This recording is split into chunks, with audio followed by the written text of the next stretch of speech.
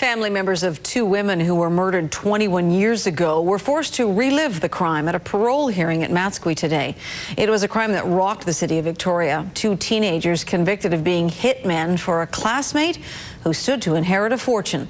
Today, just one of those young killers remains in prison, and every 2 years he qualifies for a parole hearing.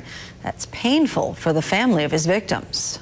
This crime should have never, ever happened. How could anybody kill a pretty girl like that, slit her throat? 47-year-old Sharon Huneman was murdered along with her 69-year-old mother, Doris Leatherbarrow. Today, relatives were at Matsqui Prison to witness the parole hearing for one of the convicted killers, Derek Lord, who was 17 when the horrible murders took place. Over 2 decades ago, the community was shocked by the crime. A teenager recruited two young friends to murder his mother and grandmother so he could inherit millions.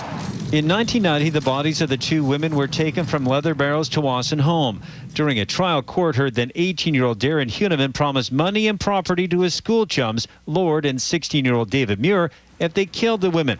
Darren was in line to inherit over $3 million from his grandmother's estate. I'm in favor of keeping this guy in here forever. I'm really afraid if he gets out of hurting some innocent person. What happens when he gets out of custody? You know, does he become a loose cannon? We don't know. And I think anybody that's capable of doing something like that is capable of repeating. For over 20 years, Lord has been in prison on a life sentence, all the while proclaiming his innocence.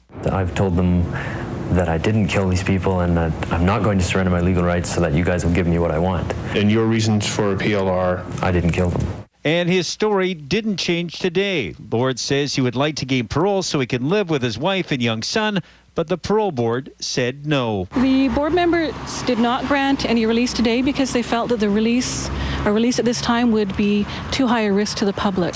Years ago, the co-accused Muir admitted responsibility and was paroled. The ringleader, Darren Huneman, remains at a Quebec prison. For the family of the victims, pictures are getting older, but memories of what happened remain. Having your own mother killed for $1, for money?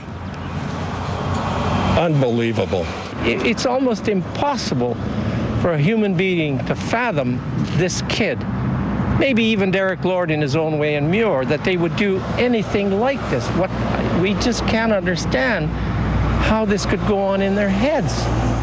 They promised to be back for the next parole hearing in 2 years.